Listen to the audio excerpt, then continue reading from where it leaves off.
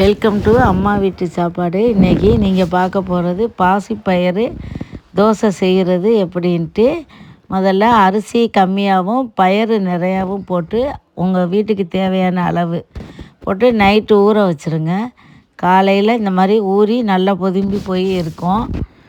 இதை எடுத்து இதோட காஞ்ச மிளகாய், சோம்பு, ஜீரகம், உப்பு எல்லாம் சேர்த்து அந்த பயிரோடு சேர்த்து அரைக்கணும். மிக்ஸி ஜாரில் போட்டால் போதும்.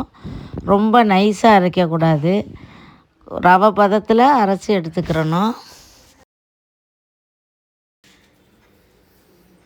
இது எல்லாம் பாதி பாதியாக போட்டு நல்லா நைஸாக அரைச்சிக்கோங்க. கொஞ்சம் குறகுறப்பாகவும் அரைச்சிக்கலாம், நைஸாகவும் அரைச்சிக்கலாம். நல்லா அரைச்சிட்டு தோசைக்கல்லை வச்சு நீங்கள் தோசை ஊற்றுறது மாதிரியே கூட ஊற்றலாம்.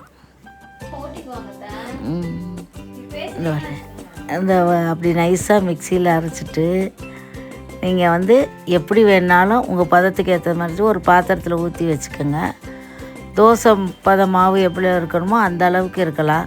இல்லை அடை மாதிரி ஊற்றினோம்னாலும் திக்காக தண்ணி ஊற்றாமல் அடை மாவு மாதிரி வச்சுருந்தோம் தட்டலாம். உங்களுக்கு தேவைன்னா தேங்காய் போட்டுக்கலாம், தேவையில்லைன்னா தேங்காய் போடாமல் கூட நீங்கள் இதை பண்ணலாம். மொறுன்னு செவந்த உடனே காஞ்ச மிளகாய், பச்சை மிளகாய், எந்த மிளகாய் வேணாலும் போட்டுக்கரலாம். போட்டு தோசையை ஊற்றி நல்லா 2 பக்கமும் திருப்பி வேக விடணும். நல்லா கலந்துக்கங்க. முதல்ல மாவை கலந்துட்டு உப்பு பார்த்துக்கிட்டு இது கூட மிளகாத்தூளோ இதுவோ எதுவும் போடக்கூடாது. வெறும் காஞ்ச மிளகாய் நம்ம காமிச்ச அளவுக்கு போட்டு அரைச்சா போதும். இது கூட வெல்லம் வச்சு சாப்பிட்லாம், இல்லை கார சட்னி அரைச்சி சாப்பிட்லாம். எப்படி தேவை வேணாலும் பண்ணிக்கிறலாம். உடம்புக்கும் நல்ல ஹெல்த்தியாக இருக்கும்.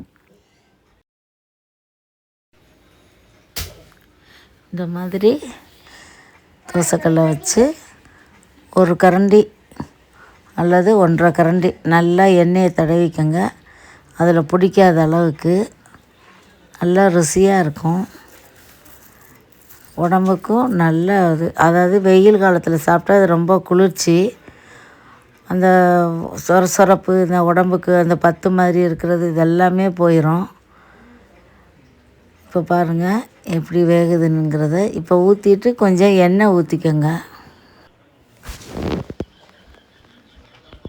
நல்லா வெந்தோடனே எண்ணெயை ஊற்றிட்டு அப்புறம் நல்லா மொறுன்னு மேலே எண்ணெய் ஊற்றி வேக விடுங்க. அதுக்கு எண்ணெய் இல்லை வேணான்னா நெய் ஊற்றிக்கலாம். எண்ணெய் வேண்டாதவங்க நெய் ஊற்றிக்கலாம். இந்த மாதிரி திருப்பி போட்டு திருப்பியும் நல்லா மொறுன்னு வேகணும். நல்லா மொறுப்பாக இருந்தால் தான் சாப்பிட டேஸ்ட்டாக இருக்கும். இது உங்களுக்கு பிடிச்சிருந்தால் லைக் பண்ணுங்கள், ஷேர் பண்ணுங்கள், கமெண்ட் பாக்ஸில் போடுங்க. தேங்க்யூ.